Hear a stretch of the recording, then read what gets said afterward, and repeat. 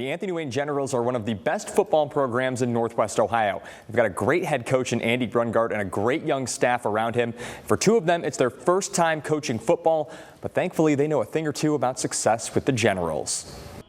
Bryce Boyer and Mason Alberts are two of the newest additions to the Anthony Wayne coaching staff.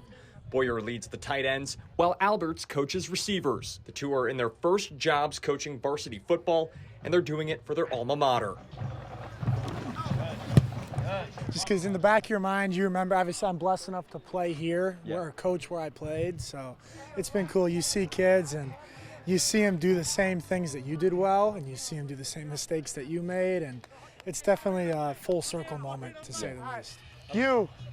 Big week this week, yeah? You've earned it. You've earned it. Let's go. It's a blessing to be able to coach here back at your alma mater. It's always something that I feel like a lot of kids dream of, being able to come back and help out. It brings a lot of fun, a lot of energy to every practice. It motivates us to be better and bring each other up, and it just overall just makes practice better every day. Boyer and Alberts were stars for the Generals just a few years ago.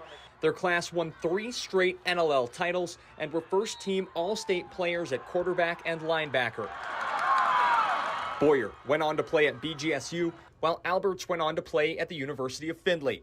Alberts is teaching at Swanton, while Boyer is at Anthony Wayne, and both say they knew early on they wanted to coach.